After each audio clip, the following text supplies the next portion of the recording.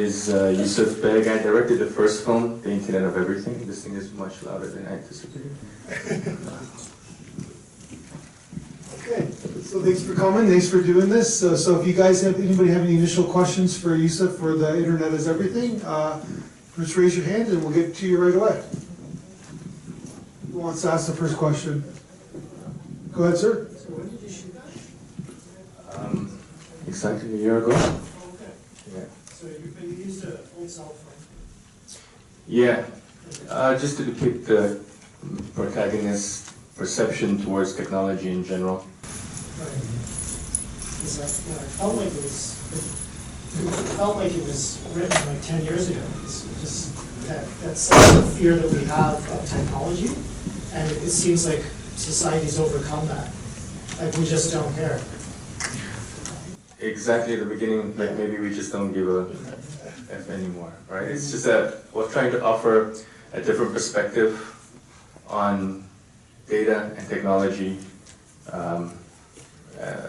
from our perspective. And I'll give you an example. When this film plays at film festival and the audience is very young or below a certain age demographic, then the response is generally like, yeah, so what? Ads, yeah, we get them all the time.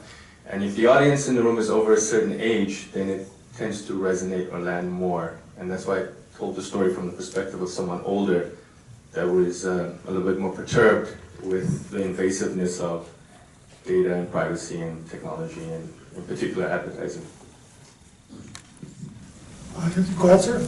Actually, I don't think we overcome that. We just accepted we cannot beat the system. That's the problem. And actually, the film is suggesting that we shouldn't accept it like it's something normal. We should fight against it. It's not about years ago or ago. We still have this AI. We saw many AI humanoids, many things. Technology is in our life. Actually, in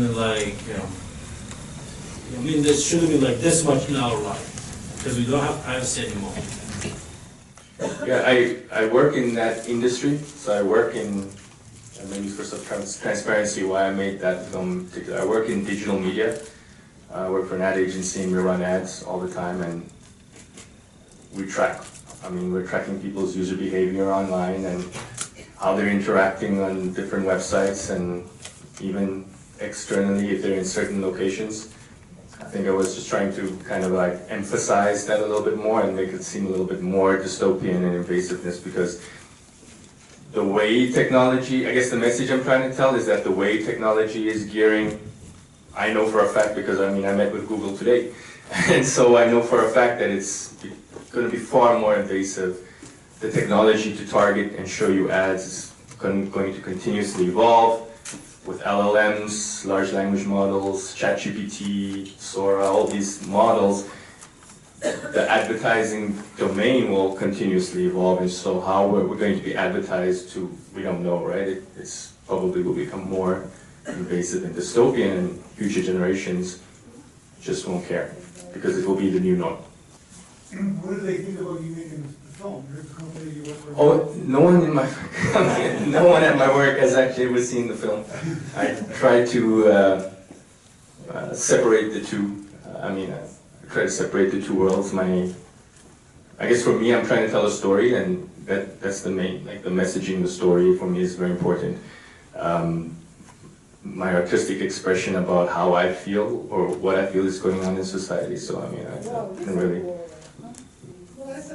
It's a comment. He's a whistleblower. He's a whistleblower. They called you a whistleblower. I'm a whistleblower. Yes. I'll remain anonymous, and hopefully I have a job tomorrow. I'm sure if you were a real whistleblower, there'd be more. You know a lot more than you let on in the film. Yeah, I co-wrote this story, so a little bit more transparency. This is based on a short story that was written by my friend John. It doesn't have, the original story has nothing to do with advertising and media and technology.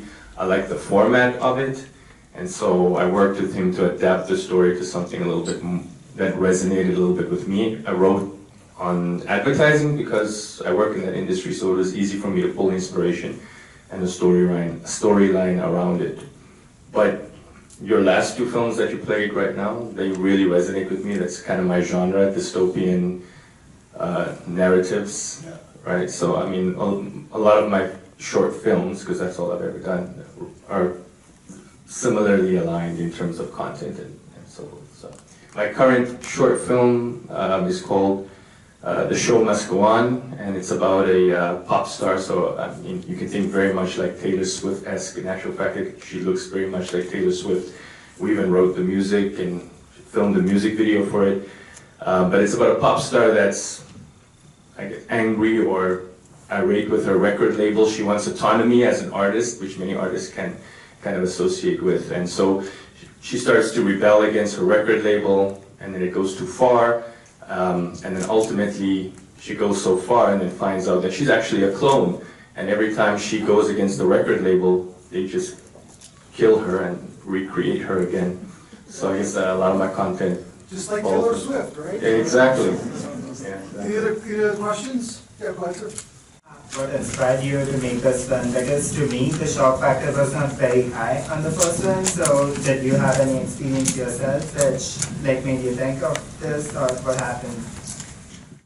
Yeah, actually, I was at a WWF, not the wrestling, the World Wildlife Fund, stair climb for nature about 2 years ago, and my wife works for the company, and I was volunteering and stood at the bottom and watched an elderly man. He was upset about the collection of his data for the event, and then he was kind of going off on, receiving ads, because he attended the event and now he was seeing ads for the event. So he was having a bit of a meltdown outside about that, and that's actually where I got the idea from. Just wondered, haven't we actually gone the opposite, where all those problems that you presented, AI would anticipate it, and so therefore I wouldn't have to order coffee, it would have already been delivered, or the toothpaste would have been better to prevent my cavities, and I don't know. Yeah. We've given up on that, and we expect it to actually improve our lives, right? Yeah, ads don't actually work this way, the way I depicted it in the film. So I mean, you actually need to be surfing the internet or dropping a cookie somewhere, and even that's going away to a cookieless future, and the way they're tracking people is actually a lot more intricate than that with regards to your first-party data and where you're using it.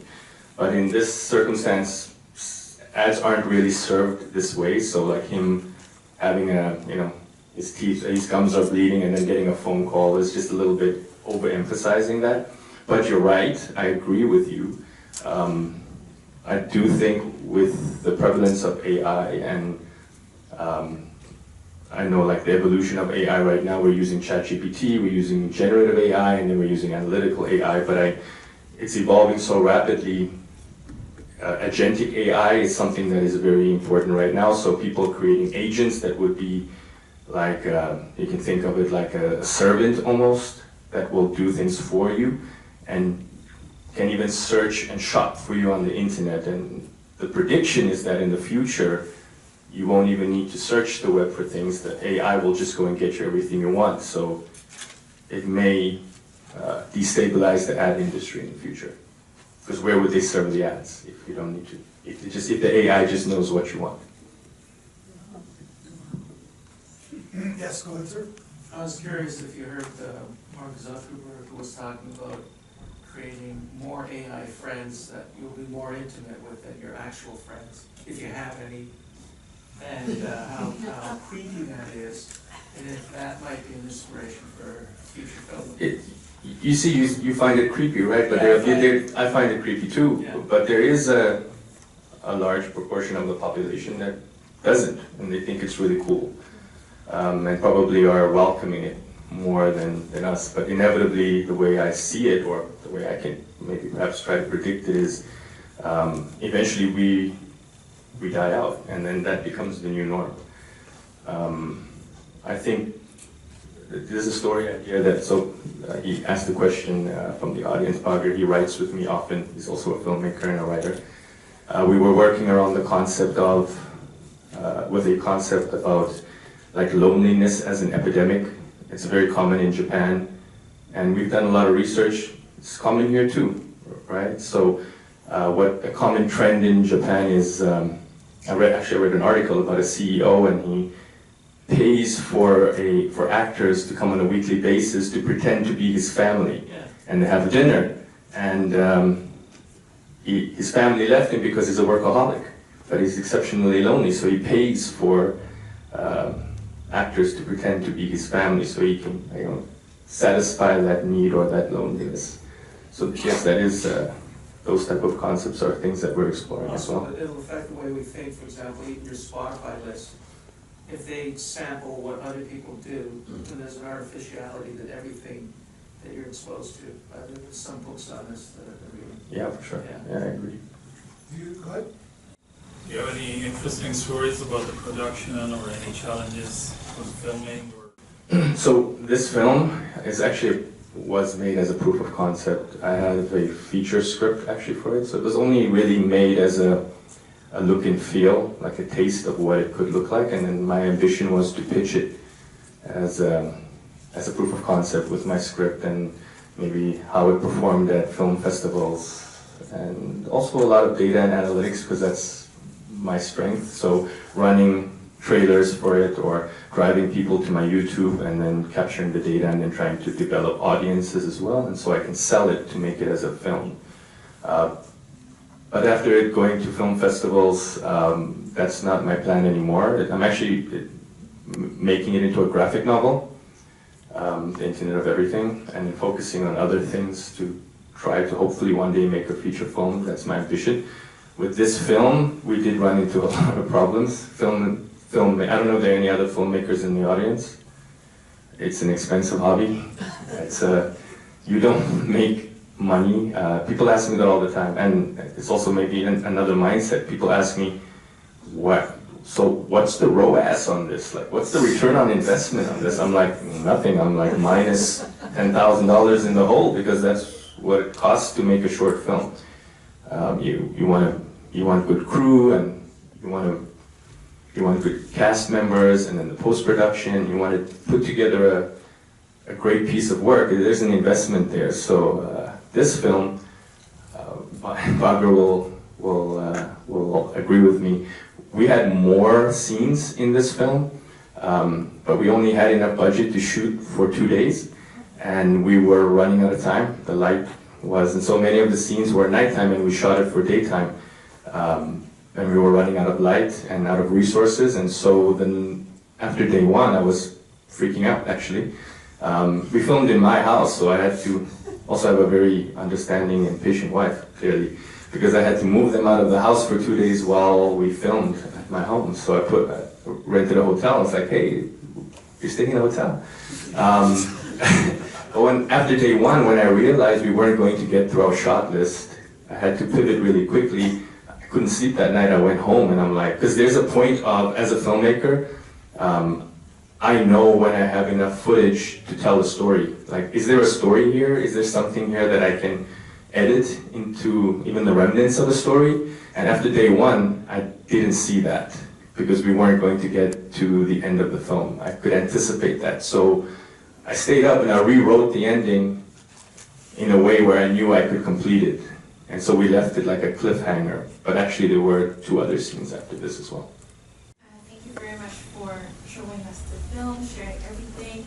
Just inspired by the comment that you made about how this resonated with the younger crowd versus maybe an older crowd. I'm just curious to know about the choice of casting, like maybe the lens of sex, lens of ethnicity. What was the decision to have, I forgot Alex Petrovich, or your actor, and have him casted as a protagonist? Thank you. That's a very good question, actually, and I have a story for that. When I wrote the script, my process is a lot different now. I actually work with a storyboard artist, and myself and the cinematographer will work with the storyboard artist to depict the scenes or shot list, and then that way when we're filming, I feel a lot more comfortable. I'm like, I know exactly what this thing is going to look like. That's just my process that I've developed. But when we made this film initially, I didn't have those resources available to me, so I used ChatGPT, and I was like, hey, I want a picture this is my story. I prompted it really well, and it's like, hey, this is what my story is about, but I'm going to put out a casting call, and I need an image for my casting call. I put the casting call out on Facebook on one of the local Toronto Facebook groups for cast and crew and producers. And so it created an image, and I had prompted a few times before I got something. I was like, oh yeah, I like this, right? And so I placed the casting call, and then 3 days later, I got a couple of applicants that wanted to audition for the role. But then on the second or third day, I got an email from Alex, and his email was, hey, people sent this to me. This is me, like 100%. This looks like me, this is me, I'm the right guy for this role. So we coordinated back and forth. And I promise you, he looked identical to the AI. It was almost like maybe AI knew that that's what the guy needed to look like. That's just his aesthetic, of course. And he's also a phenomenal actor as well, so it worked really well. And I guess the story resonated with him, and the character resonated with him as well. Maybe out to that, like how much input did he have also to the story? Like, did you revise it a bit and provide anything? I'm an amateur filmmaker. I'm not in any rush to get. I'm just trying to lead into your question.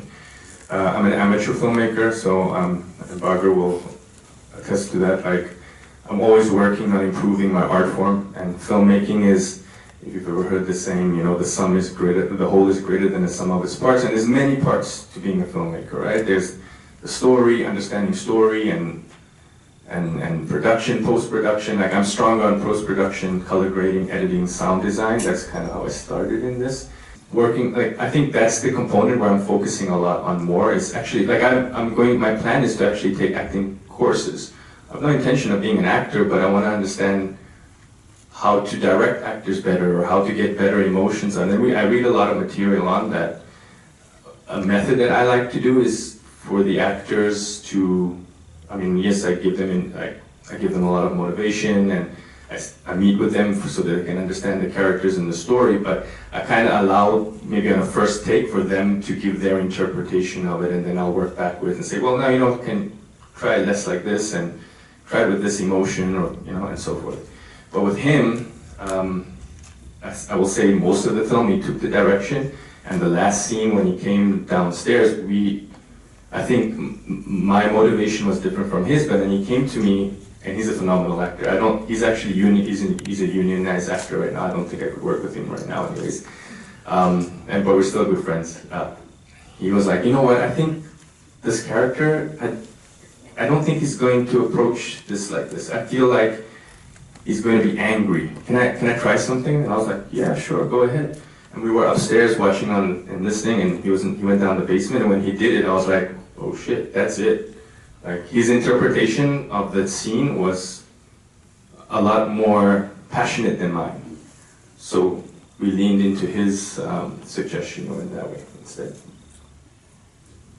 Go ahead. So what was your interpretation of the scene? Of that particular scene? It was like a year and a bit ago, but yeah. Thank you for the question, though. But thanks for the layup.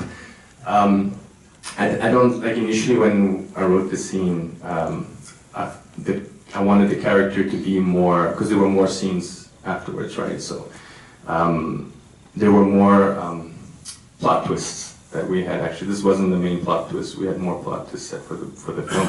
So I didn't want him to be completely broken, or, not completely angry at that point, or frustrated. It was more like defeated and sad. And also because of the time constraints, he was like, you know what, if this is where we're going to end, I think this is how the character needs to approach it. We'll never get a chance to ask you again what these two scenes were that you were going to put in it, but you didn't have the time to do it. Could you share them with us? Yeah, sure, because we didn't go that way. So this scene at the end where he feels like he defeated the technology by cutting off the electricity, the subsequent scenes would have been, and again this is what we had written, was once he feels that he had defeated the technology, he would be celebrating, to himself in the dark, with like a candle and pouring himself a scotch. And then one of the earlier things that happened, again, there were other aspects that happened in the beginning. You would have gotten a knock on the door, and that would have been a different type of ad, a different format of an advertisement, right? So these were, I tried to showcase a variety of different forms of advertising. So you saw like the phone call, which is like telemarketing, which is, there are older forms of that where you watch like something in the past, maybe 20 years ago, you'd watch something on television, there'd be a phone number and you call it and then people would call you, right? And then it evolved to different forms of lead generation. And so you would see digital ads, for example, and then you saw a television ad. And so I thought what would be really cool at the end would be maybe a radio ad, a battery, like we were going to show that he had, like he was enjoying himself listening to a radio using batteries, he had defeated technology, and then he received a radio ad. Or another angle was maybe a knock on the door. It was more like a home solicitation. So you could never really escape advertising was what we were trying to get across. Great film, great message. How did you get into making films? Yeah, I never studied filmmaking. Actually, my background is in medicine and healthcare, and I'm from South Africa originally. So when I immigrated to Canada, I tried that for a bit, but then I leaned into something else, into advertising. I always wanted to get into filmmaking. I never really knew how or what, so I'm self-taught, took a lot of courses, used a lot of the wonderful, especially in Canada when I moved here. There's so many resources available for people to self-study, plus the University of YouTube, of course. But there's wonderful resources here, like Rain Dance, for example, that offers short courses for people to dip their toe in and try to learn about directing or script writing and so forth. And then I would offer my advertising skills to run ads for them for their business, and in return I could take all their courses. And then that's all very theoretical, so I just started volunteering my time on a set because I didn't really know what I wanted to do in film. I had an interest in cinematography for a very long time because I was a photographer, so I spent a lot of time on people's sets volunteering for free, being a gaffer or a grip, working with the lighting team, being a PA, anything I could do just to be on a set and learn what the processes were like. Ultimately, I realized I enjoy telling my own stories. And again, I don't have any intention of working in the film industry, like to be a director and tell someone else's stories. My goal is really just to tell my stories. So whatever I work on, I'd like to direct. I do produce and work with, I have a team, like I'm one person, but I have a team of other creatives that I work with. We have a collective. Most of us are from Africa, so from all over Africa, and we're all ambitious filmmakers. And so sometimes I'll be the producer, and I'll help my friend, and he's a director, and tell his stories, and so forth. We switch around and rotate and offer resources to each other so that we can move ourselves forward towards our, what we inevitably want to try to do. All right, thank you for your candor and hope you guys enjoyed the festival. Thanks so much.